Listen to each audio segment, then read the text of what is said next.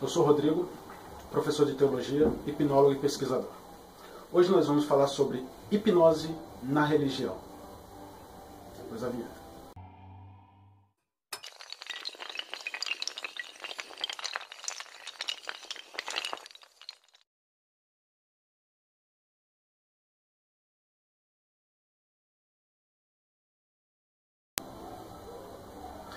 Olá pessoal, muitas pessoas perguntam, mas o que tem a ver a hipnose com a religião?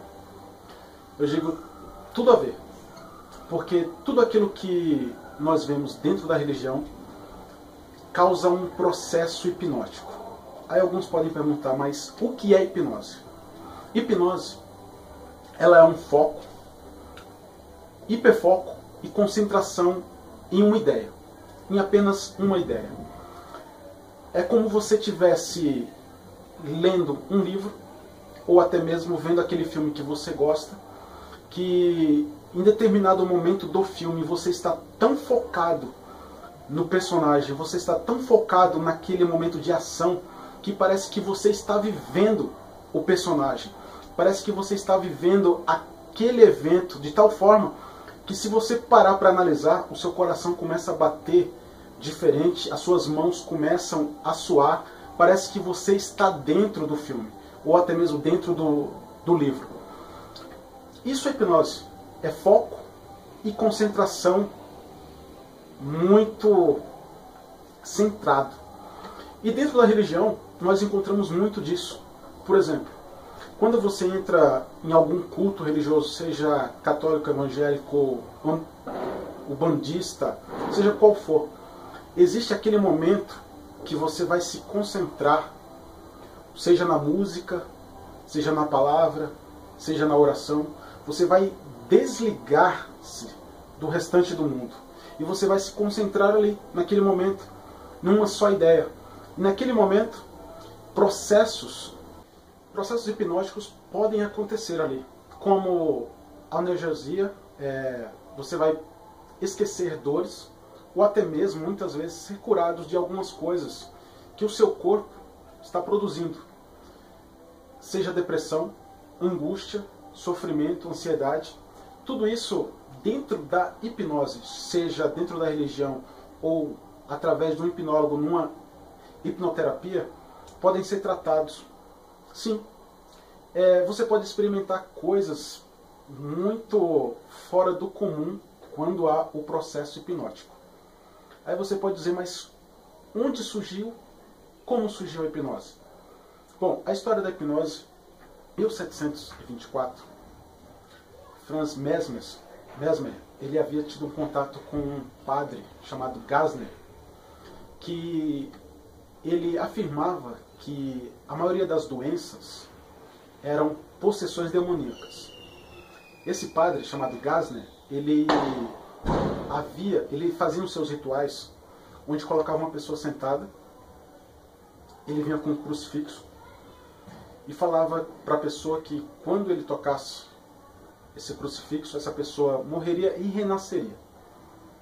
E ele tinha todo um ritual, uma expectativa sobre o evento, entrava de forma lenta, fazia a pessoa sentir uma expectativa muito grande e tocava na testa do sujeito o crucifixo.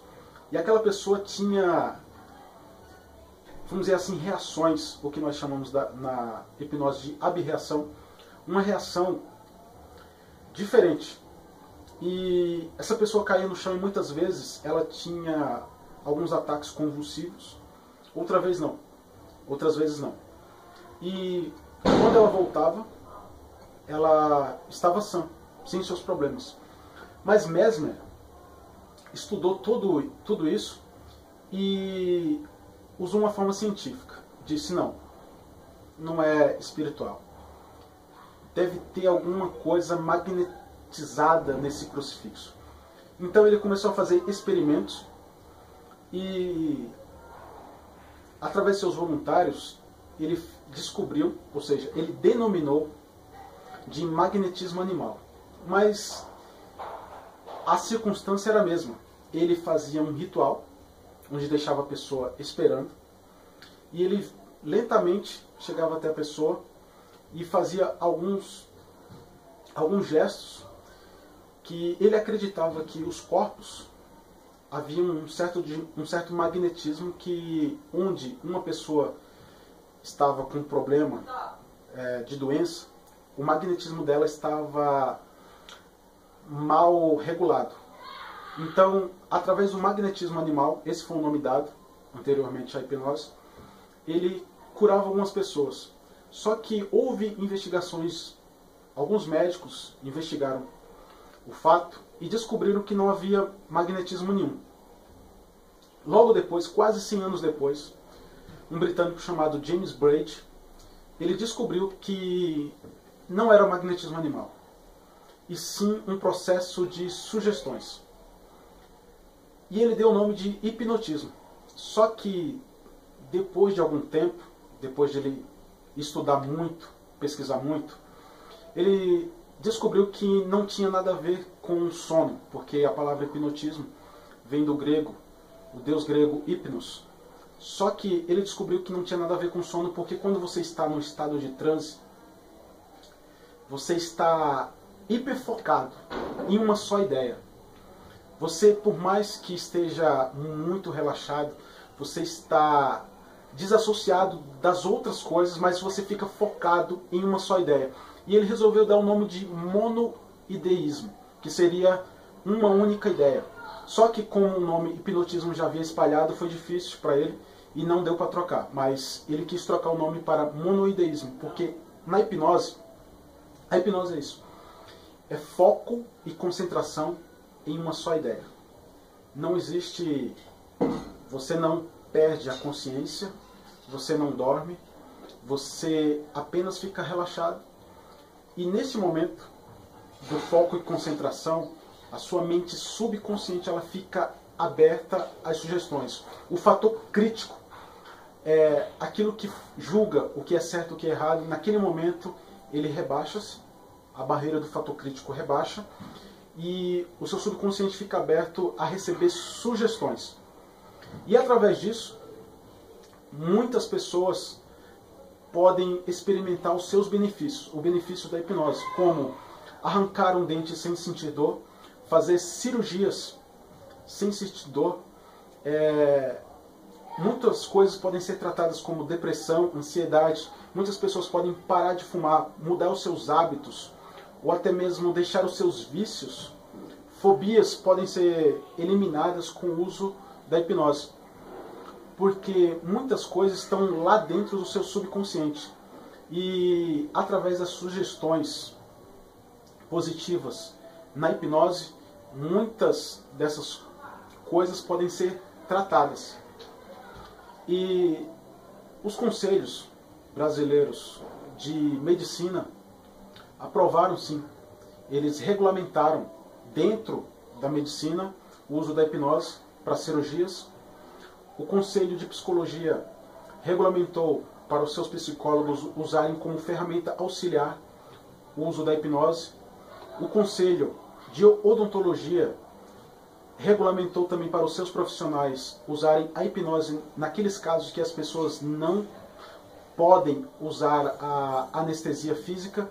Eles podem usar a hipnose para anestesiar e a pessoa não sentir dor naquele processo dentário. E recentemente o Conselho de Fisioterapia também regulamentou a hipnose no uso com seus profissionais. Bom, nos Estados Unidos tem muitas faculdades que usam a hipnose como experimentos para muitas coisas. Aqui no Brasil é pouco conhecido porque em 1952, se eu não me engano, ela foi proibida, porque na hipnose de entretenimento, que é a hipnose de palco, de apresentações, havia muito charlatanismo. Então houve uma certa proibição. Só que em 1992, o presidente Fernando Collor de Mello, ele destituiu aquela proibição. E logo, a partir de 2005, é que nós vemos a popularização da hipnose. Mas muitas pessoas têm um certo receio, um certo medo sobre a hipnose, porque eles acham que é algo místico, é algo do além, ou muitas vezes quando a pessoa está muito ligada à religião, imagina que é algo demoníaco, algo que vai alterar a sua mente. Não. Na hipnose você está todo o tempo consciente, você está hiperfocado nas sugestões que você recebe, e em nenhum momento, por exemplo, se eu te hipnotizo e por acaso eu morro, você em 5 ou 10 minutos você volta, normalmente, você entra no sono fisiológico e você desperta, sem problema algum. E é isso. Sobre a hipnose e a religião, você vê muitos processos dentro das religiões que são pura hipnose. Pura hipnose. Aí muitas vezes você pergunta, não, mas a hipnose tem que estar de olho fechado, tem que estar concentrado. Muitas vezes não. Algumas vezes, tem um vídeo aí no canal que você vai ver a menina foi pra Disney, de olhos abertos. Em nenhum momento ela fechou os olhos, em nenhum momento ela tive que falar o durma para ela. Ela de olho aberto, ela viu as pessoas de rosa, ela foi teletransportada para Disney, ela viu o ídolo. Algumas pessoas dentro da igreja caem, como algumas igrejas norte-americanas, alguns pastores usam o toque de Charcot, que inclusive Charcot era um médico que teve influência sobre Freud. Freud, o criador da psicanálise, ele teve certa influência quando ele conheceu Charcot. Charcot, ele era um médico, neurologista, que ele descobriu que com a expectativa altíssima e um certo ritual, era muito fácil fazer a pessoa entrar em transe com apenas um toque. Então, esse toque de Charcot, muitos pastores norte-americanos usam e faz com que as pessoas que estão ali dentro da sua igreja caiam, aparentemente inconsciente, mas esse transe é terapêutico. As pessoas voltam renovadas, restauradas, porque o transe em si, ele já é terapêutico. Charcot havia descobrido isso, que muitas pessoas que ele usava para introduzi-las no transe, essas pessoas voltavam curadas, restauradas e transformadas. Então, a hipnose em si, ela é uma ferramenta terapêutica que pode ser usada para muitos benefícios. Não precisa ter medo da hipnose, porque ela faz o bem. Você só precisa se entregar. E algumas pessoas têm medo porque acham que é controle da mente. Não é controle da mente. Se você não quiser ser hipnotizado, você não é. Apesar que as mídias, como os canais televisivos, comerciais, propagandas de marketing, elas usam muito a hipnose. E muitas vezes faz você comprar coisas que não precisa comprar, beber ou comer coisas que você não precisa comer, porque eles usam algumas técnicas da hipnose conversacional que faz você comprar coisas que você não precisa. E é por isso. Por hoje é só. Até mais.